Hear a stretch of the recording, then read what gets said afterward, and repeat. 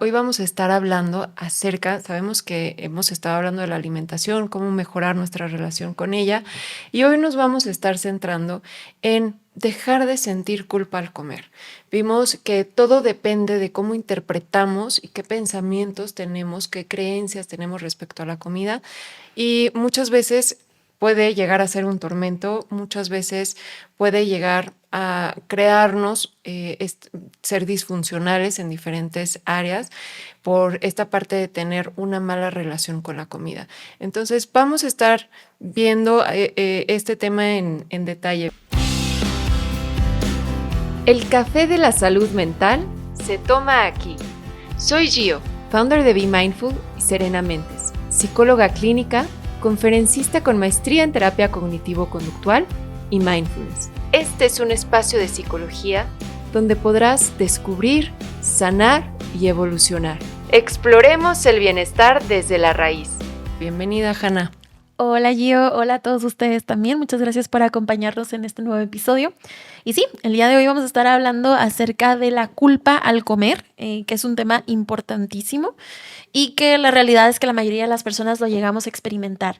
Entonces, pues bueno, vamos a empezar explicando un poquito el sentimiento para ver si te relacionas, para ver si es algo que has sentido tú antes y a partir de ahí pues lo vamos a ir elaborando y platicándote algunas estrategias que puedes implementar.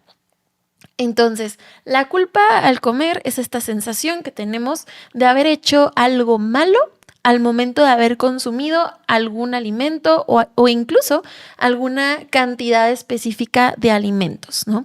Entonces se va a ver algo así. Los pensamientos que llegamos a tener de ojalá no me hubiera comido esa galletita, cómo me hubiera encantado no haberme comido tantas papas, no puedo creer que me terminé todo el plato, no debí de haber saciado este antojo que tenía por este dulce. Entonces es este como arrepentimiento que suele venir después de consumir un alimento o cierta cantidad de un alimento. Finalmente es importante entender de dónde viene esta culpa. Y el origen muchas veces de sentir culpa al comer viene de tener esta creencia que existen alimentos buenos o malos. Y realmente no existen ni alimentos buenos o malos, simplemente es comida, ya está. Entonces es esta parte de empezar a identificar estas creencias y poderlas modificar para algo más adaptativo, algo más aterrizado a la realidad. Así es, no podemos olvidar que al final todo lo que tiene que ver con una emoción se está viendo originado por la percepción que tenemos hacia esa situación que nos la está generando. Entonces, por ejemplo, si yo tengo algunas reglas disfuncionales en cuanto a la comida, por ejemplo, en algún punto me puse en mi contrato mental, ¿sabes qué? Comerte unas papitas medianas del McDonald's está mal. Entonces, le voy a dar esa percepción y esa emoción, por lo tanto, al hecho de cometer esta acción, ¿no? Entonces me voy a poner ciertas reglas que muchas veces ni siquiera sé de dónde vienen, pero que sabemos que ya tiene esta connotación de estar mal, ¿no? Te acabaste todo el plato, en verdad te vas a comer todo eso y habérmelo terminado ya me causa una emoción disfuncional. Entonces, bueno, no una emoción disfuncional, una emoción displacentera. Entonces, una de ellas va a ver con las reglas que tengas con la comida. Otra va a ser con no haber comido suficiente. ¿Por qué comemos a veces un poquito más? Porque tal vez no te saciaste. Y si tú ya tienes esta comunicación contigo, este autoconocimiento, entonces te darás cuenta de cuando realmente estás satisfecho y cuando no. Y pueden haber ocasiones en donde a lo mejor comas un poquito más o que tengas muchos antojos, pero la realidad es que no es ningún antojo, tienes hambre. Les platico así como un caso un poquito personal. Yo de pronto soy un poquito mala para ponerme horarios para comer. Entonces, según yo, tengo antojos todo el día.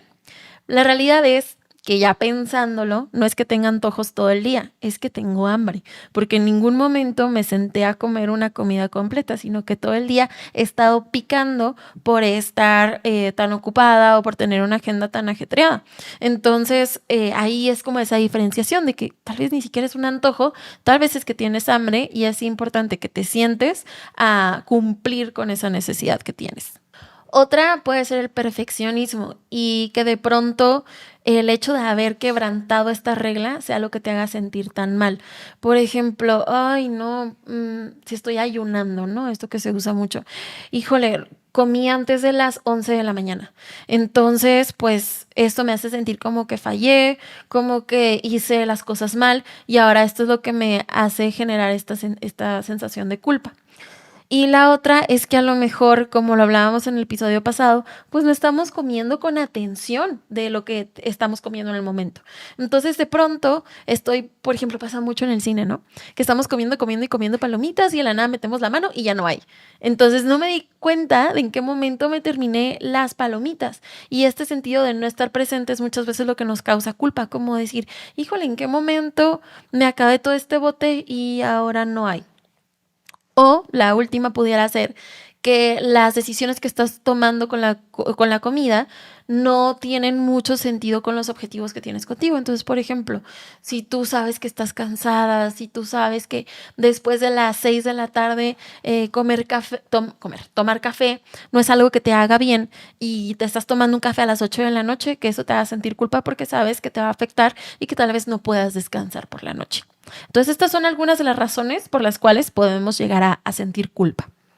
Voy a agregar ahí, Hanna, creo Ujú. que es importante también que pues existen muchísimos mitos alimentarios relacionando con argumentos populares, ¿no? De tienes que comer esto para conseguir tal, o tienes que hacer esto y tener estas rutinas, o dejar de comer tal porque no te va a hacer bien, ¿no? Así es. Realmente creo que hay mucha información que no tiene bases científicas que instalamos en nuestro cerebro y lo convertimos en una creencia, que realmente, pues, no sabemos si realmente nos va a hacer bien o lo contrario.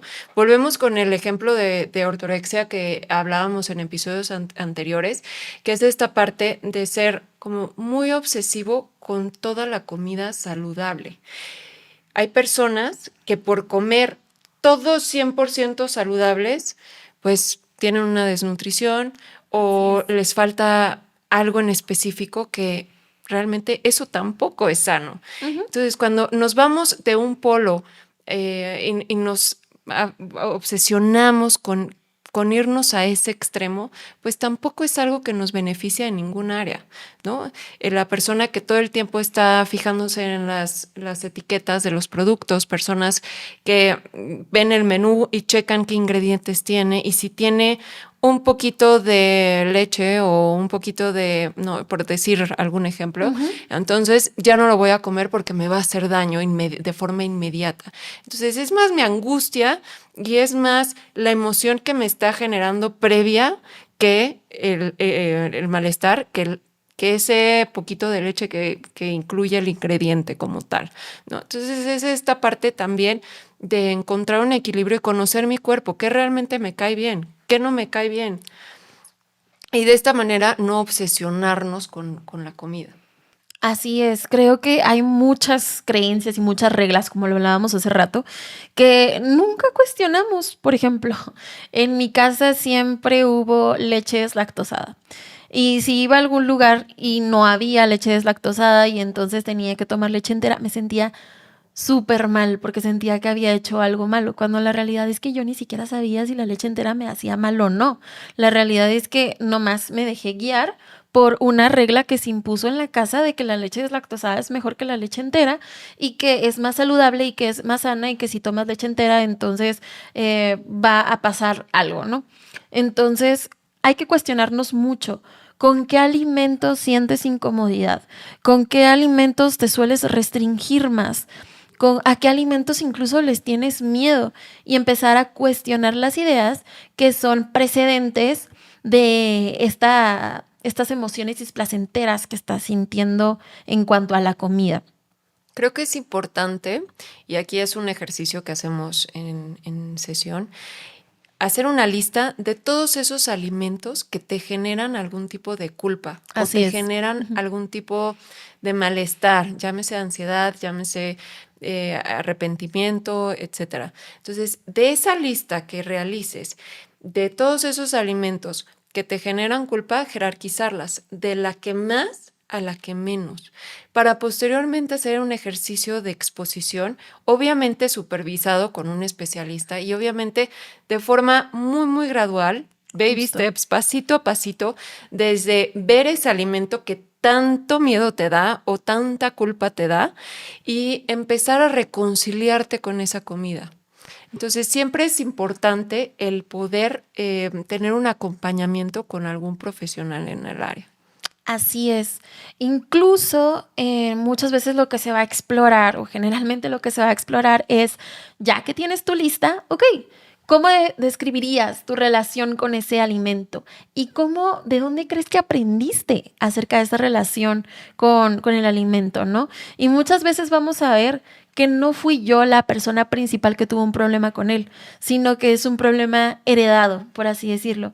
Viene de que a mi mamá no le gusta, viene de que a mi papá no le gusta, viene de que sus papás a su vez les hicieron saber que esto era malo, ¿no? Como por ejemplo la sandía, que la sandía no se puede comer en la noche porque si no te cae súper mal. Y bueno, eso empezó con una persona a la que sí le cayó mal un día que comió sandía en la noche, pero eso no quiere decir que aplique para todos. Entonces tú tienes que evaluar si las reglas que te impusieron en algún momento realmente te aplican o no. Y esto no es solo con la comida, sino con muchas cosas que nos han enseñado a lo largo de la vida, que tarde o temprano nos damos cuenta como que pues igual y esto no hace tanto clic conmigo, ¿no? Como por ejemplo, el hecho de tener muchos amigos es que caes bien. Y a lo mejor yo no tengo tantos amigos, pero tampoco es que no caiga bien. A lo mejor siempre he estado en trabajos, por ejemplo, como ser psicólogo, ¿no? Que son trabajos muy aislados. Entonces, más bien es que no he tenido ni he buscado oportunidades, pero vamos haciendo esta confrontación de ideas para ver si realmente me aplican o no. Algo que yo siempre les digo a las personas que vienen a sesión es que cuando llegan a tener pensamientos de hubiera, cuando tienes tú un pensamiento de hubiera comido una ensalada en lugar de pizza, por ejemplo, el pensar en el pasado, el pensar en el hubiera, solo nos estanca. Es la energía que menos nos deja evolucionar, que más nos estanca y no nos deja crecer, no hay un aprendizaje de por medio. Entonces, yo te invito a que esa culpa la transformes como empezarte a responsabilizar por tus propias decisiones, por tus propias acciones, dejar de juzgarte y tomar mejores decisiones como un aprendizaje en el futuro. Esto en todas las áreas, no solo en la alimentación. Entonces, es esta parte de ser flexible contigo, de tener esa compasión de por qué tomaste la decisión que tomaste en ese momento. Igual y fue porque en el fondo hay un vacío muy, muy grande que estás intentando llenar con comida, igual y hay una autoestima baja que pues hay mucha tristeza, hay muchos juicios, hay mucha crítica, autocrítica. Entonces es identificar eso para poder empezar a trabajarlo y poder evolucionar. Así es. Entonces, bueno, ya vimos una de las grandes estrategias que podemos utilizar, que es esto de empezar a escribir todas las reglas que tenemos y empezar a confrontarlas, a preguntarnos un poquito de dónde vienen, desde cuándo se instalaron. También, pues, súper importantísimo empezar a honrar cuando tienes hambre, ¿no? Y empezar a tomarlo como un momento muy importante en el que estás saciando una necesidad de tu cuerpo. Entonces, me dedico a hacerme de comer, me dedico a darme el momento de comer de manera consciente. Y eso también te va a ayudar mucho a que la relación que tienes con la comida, con la preparación de la misma, sea un momento incluso pues de autocuidado, ¿no? Cuando muchas veces lo tenemos como un pendiente más que tengo que hacer y algo que me quita de todas las cosas que tengo que hacer en el día. Sí, lo que hablábamos en el episodio anterior, que de ámate a través de la comida, ¿no? Esta parte que dices de autocuidado, desde pensar, desde ir al súper y pensar qué comida vas a realizar para el día siguiente y qué te gusta acerca de esa comida y por qué vas a decidir hacer ese menú, desde poner la mesa, crear un ambiente en donde puedas disfrutar realmente y conectar con ese momento presente al comer. Así es. Entonces, pues bueno, estos son algunos de las estrategias, de las ideas que les queremos dar acerca de cómo confrontar esto. Y bueno, recordemos que las decisiones con la comida los tenemos todos. Aquí la mayoría de las personas comen pastel, la mayoría de las personas comen papitas, entonces ese no es el error.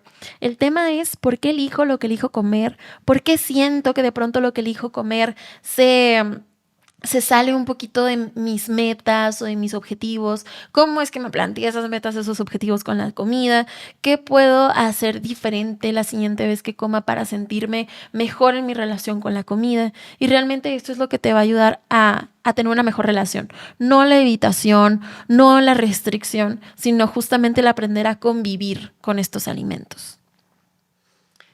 Esperamos les haya gustado este episodio y bueno, vamos a seguir teniendo episodios relacionados a la alimentación y vamos a seguir hablando, vamos a tener quizá una experta en el tema para pues poderles brindar información científica basada con hechos. ¿Basada en evidencia? Basada en evidencia, exactamente. Entonces, quédense para escuchar los próximos episodios. Recuerden que también nos pueden ver en nuestro canal de YouTube y, bueno, en nuestras páginas web también tenemos mucho contenido relacionado para que indaguen un poquito por ahí y complementen toda esta información que les estamos dando con ejercicios prácticos y puedan identificar cómo es su relación con la comida y trabajar en ello. Así es. Los próximos episodios vamos a estar hablando de trastornos de la conducta alimentaria. Entonces va a estar muy interesante porque vas a saber qué son, cómo puedes ayudar a alguien que lo experimenta, vas a aprender de criterios, vamos a aprender acerca de diferentes miedos que tenemos en torno a la comida, como el miedo a engordar. Entonces van a ser diferentes temas que vamos a tocar por aquí y también vamos a esclarecer un poquito de las verdades y los mitos que hay en cuanto a los trastornos alimentarios, sobre todo en los hombres, porque generalmente los TCA los relacionamos mucho con las mujeres y pues la realidad es que no es así. Entonces, pues bueno, quédense para ver los siguientes episodios de la temporada. Recuerden que My Healthy Mind Project tiene un programa de journaling donde son 21 ejercicios de escritura para hacer introspección sobre tu relación con la comida. Y lo pueden encontrar en nuestro sitio web, que es www.myhealthymindproject.com, en la sección de Ask Journaling. Entonces, pues si quieres trabajar más, ahí está ese programa. Y bueno, punteen también el episodio, pueden comentar ahora en Spotify, entonces también nos pueden dejar por aquí sus comentarios y nos estamos viendo en el siguiente episodio. Gracias por escucharnos. Gracias, cuídense mucho. Si te gustó este episodio, síguenos, haz clic en la campanita y compártelo para que llegue a quienes necesitan escuchar esta información.